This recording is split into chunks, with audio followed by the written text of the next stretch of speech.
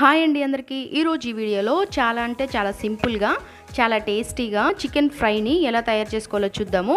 Taste చాలా బాగుంటుంది. So తప్పకుండా ఒకసారి మీ అందరూ ఈ విధంగా ట్రై చేసి చూడండి. ఈ ఫ్రై కోసం ముందుగా స్టవ్ మీద ఒక బాండి పెట్టుకొని దాన్ని హీట్ చేసుకొని అందులోకి 2 టేబుల్ స్పూన్ ఆయిల్ యాడ్ చేసుకోవాలి. ఆయిల్ హీట్ ఎక్కిన తర్వాత ఇప్పుడు ఇందులోకి 2 లవంగాలు, 2 దాల్చిన చెక్కను కూడా యాడ్ చేసుకొని అలాగే 1 కప్పు ఉల్లిపాయలు అలాగే కరివేపాకు కూడా యాడ్ చేసుకొని ఈ ఉల్లిపాయల్ని 2 నిమిషాల పాటు మనం బాగా ఫ్రై చేసుకోవాలి. ఉల్లిపాయలు మనకి ఈ విధంగా బాగా ఫ్రై అయిన తర్వాత ఇప్పుడు ఇందులోకి సగం టమాటాని ముక్కలుగా కట్ చేసి యాడ్ చేసుకొని ఈ టమాటాని కూడా బాగా మెత్తగా ఉడికించుకోవాలి.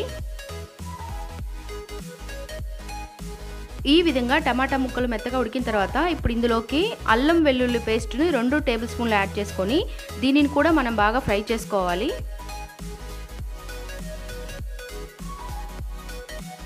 ఈ అల్లం వెల్లుల్లి పేస్ట్ బాగా ఫ్రై అయిన తర్వాత ఇప్పుడు ఇందులోకి 1 టేబుల్ స్పూన్ మసాలా పొడిని యాడ్ చేస్తున్నాను. ఈ మసాలా పొడి ఏంటి అంటే చెక్క, లవంగాలు, జీలకర్ర, ధనియాలను డ్రై రోస్ట్ చేసి మిక్సీ పట్టి దానిని 1 టేబుల్ స్పూన్ ఇక్కడ యాడ్ చేసుకొని దీనిని కూడా బాగా ఫ్రై చేస్తున్నాను. ఇది బాగా ఫ్రై అయిపోయిన తర్వాత ఇక్కడ నేను 1/2 కేజీ చికెన్ని బాగా శుభ్రంగా కడిగి ఇప్పుడు ఇందులోకి యాడ్ చేసుకొని ఈ మసాలా మొత్తం ముక్కలకి పట్టేలాగా బాగా ఒకసారి కలుపుకుంటున్నాను.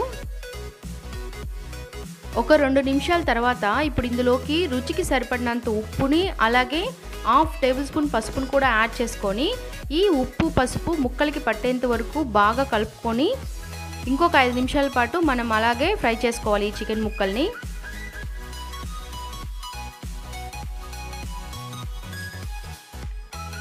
ఐదు నిమిషాల తర్వాత మనం ఇంకొకసారి బాగా కలుపుకోవాలి. ఒక 50% వరకు మనం చికెన్ ముక్కల్ని ఈ విధంగా ఫ్రై చేసుకుంటూ ఉడికించుకోవాలి.